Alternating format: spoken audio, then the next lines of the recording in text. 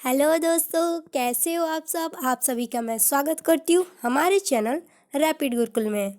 पिछले वीडियो में हमने सैयद वंश के बारे में देखा था। अगर आपने अभी तक उस वीडियो को नहीं देखा है तो आप देख लें, वो आई बटन पे मिल जाएगा। आज इस वीडियो में हम बात करने वाले हैं मध्यकालीन इतिहास के क्रम में सल्तनत काल के अंतर्गत लोदी वंश के बारे में। और ये जो है सल्तनत काल के अंतर्गत जो लोदी वंश है वो अंतिम वंश है। सल्तनत काल का अंतिम वंश लोदी वंश है। तो चलिए इस वीडियो को स्टार्ट करते हैं। तो जो लोदी वंश है उसका कार्यकाल 1451 से 1526 ईस्वी के बीच में है। इस वंश के जो पहले शासक थे वो थे बहलोल लोदी। इनका जो कार्यकाल था 1451 से 1489 ईस्वी के बीच में था।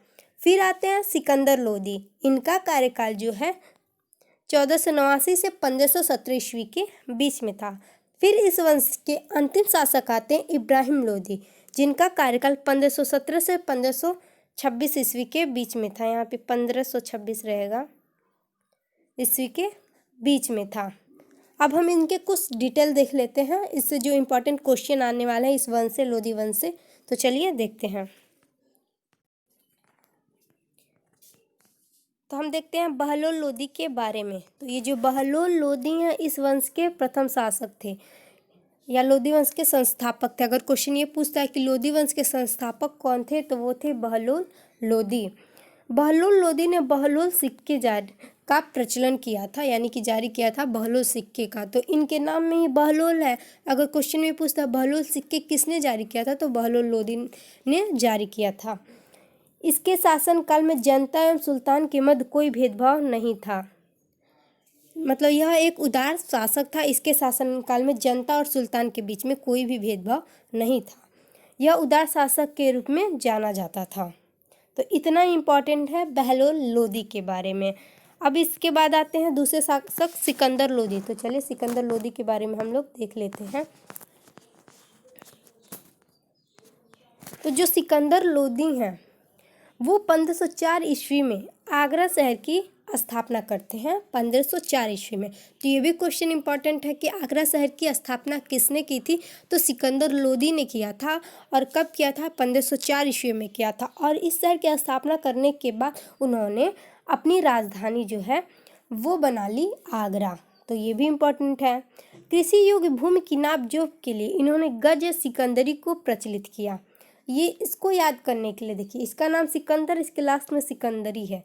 तो इससे आप रिलेट कर सकते हैं। अगर 4 विकल्प दिए हैं कि कृषि योग्य भूमि की नाप जोख के लिए सिकंदर ने क्या प्रचलित किया तो गज ए सिकंदरी को प्रचलित किया था।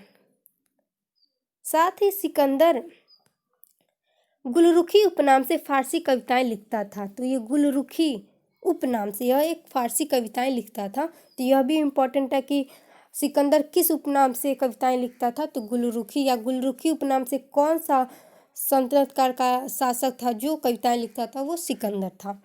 सिकंदर लोदी ने तजिया पर रोक लगा दिया था। ये जो तजिया ये मुस्लिमों का त्यौहार होता है, यह मुहर्रम पे निकाला जाता है। तो इसने तजिया पर रोक लगा दिया था। उसके बाद यह दिल्ली सल्तनत का दूसरा शासक था जिसने स्त्रियों को संतों के मजार पर जाने से मना कर दिया था। हमने पिछले एक वीडियो में दिखा था तुगलक वंश के बारे में। तो उस वंश के जो शासक थे फिरोज शाह तुगलक, वो पहले शासक थे जिन्होंने स्त्रियों को संतों के मजार पर जाने पर रोक लगा दिया था। और जो दूसरे शासक हैं वो इस वंश यानी कि लोदी वंश के शासक हैं सिकंदर लोदी, जिन्होंने स्त्रियों को संतों के मजार पर जाने से मना कर दिया था, रोक लगा दिया था। इसके शासनकाल में संस्कृत के एक आयुर्वेद ग्रंथ का फारसी में फरहंगे सिकंदरी के नाम से अनुवाद होता है। तो ये भी इम्पोर्टेंट है कि फरहंगे सिकंदरी जो है यह कौन सा ग्रंथ है, किसका अनुवाद है यह? तो यह आयुर्वेद ग्रंथ का फारसी में अनुवाद है फरहंगे सिकंदरी। फ से आप रिलेट करते सकते हैं कि फ से फारसी, फ से फरहंगे सिकंदरी। अब इनके बाद जो आते हैं इस वंश के अंतिम शासक इब्राहिम लोदी। तो चलिए इनके कुछ इंपॉर्टेंट देख लेते हैं। तो जो इब्राहिम लोदी है उनका कार्यकाल 1517 से 1526 ईस्वी के बीच में है। यह लोदी वंश का अंतिम शासक था। अगर क्वेश्चन पूछता है लोदी वंश के अंतिम शासक कौन थे, तो इब्राहिम लोदी जो है वो अंतिम वंश के शासक थे, लोदी वंश के। पानीपत का प्रथम युद्ध, यानी कि इब्राहिम लोदी के ही शासन काल में पानीपत का प्रथम युद्ध हुआ था। ये क्वेश्चन बहुत ही इंपॉर्टेंट है। इससे पूछा जाता है कि पानीपत का प्रथम युद्ध कब हुआ था, तो 21 अप्रैल 1526 ईस्वी को पानीपत का प्रथम युद्ध हुआ था। इसे आप जरूर से याद रख लें कि 21 अप्रैल 1526 ईस्वी को पानीपत का प्रथम युद्ध हुआ था। और यह जो युद्ध हुआ था वो इब्राहिम और बाबर के मध्य हुआ था। इब्राहिम और बाबर के मध्य हुआ था यह युद्ध, पानीपत का प्रथम युद्ध। इस युद्ध में इब्राहिम हार गया था और मारा भी गया था, यानी कि दिल्ली सल्तनत का यह पहला शासक था जो युद्ध में मारा गया था। पराजित होने के बाद यह मारा गया था। तो इससे आप जरूर याद रख लें कि पानीपत का युद्ध 21 अप्रैल 1526 को हुआ था, इब्राहिम और बाबर के मध्य हुआ था। इसमें इब्राहिम जो पराजित हो गया था और युद्ध में मारा गया था। ये इंपॉर्टेंट क्वेश्चन है। साथ ही जो बाबर है वो भारत में क्यों आया था, इसका कारण ये है कि जो इब्राहिम थे उसके बहुत ज़्यादा विरोधी थे। उन विरोधियों ने ही बाबर को भारत में बुलाया। उसमें से जो पहले विरोधी थे वो पंजाब के शासक दौलत खां थे, और दूसरे जो शासक थे वो इब्राहिम लोदी के चाचा थे आलम खां।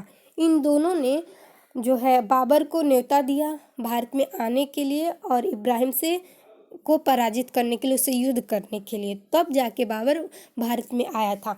जब बाबर भारत में आ गया तो उसने इब्राहिम को हरा दिया, यानी कि उसको पराजित करने के बाद बाबर ने दिल्ली और आगरा पर कब्जा कर लिया, और कब्जा करने के बाद भारत में मुगल वंश की नींव रखी थी। तो कल हम पढ़ेंगे मुगल वंश के बारे में। साथ ही इस युद्ध से एक इम्पॉर्टेंट क्वेश्चन पूछा जाता है कि तोप का जो प्रयोग है वो किस युद्ध में सर्वप्रथम हुआ था, तो वो पानीपत के प्रथम युद्ध में हुआ था। पानीपत के प्रथम युद्ध में हुआ था तोप का प्रयोग। तो इसे आप जरूर याद रख लें। और क्वेश्चन ऑफ द डे है कि खानवा का युद्ध कब हुआ था और किसके किसके मध्य हुआ था। तो इसका जो आंसर आप कमेंट करके हम जरूर बताएं। और अगली वीडियो में हम पढ़ने वाले हैं मुगल वंश के बारे में, जो कि बाबर से रिलेटेड होगा। मुगल वंश के बारे में हम अगली वीडियो में पढ़ेंगे। आई होप आपको ये वीडियो पसंद आई हो। अगर ये वीडियो आपको पसंद आई हो तो इस वीडियो को लाइक करें, शेयर करें। साथ ही कोई डाउट हो तो कमेंट करके पूछ सकते हैं। और अभी तक अगर आपने मेरे चैनल को सब्सक्राइब नहीं किया तो सब्सक्राइब कर लें। Thank you for watching.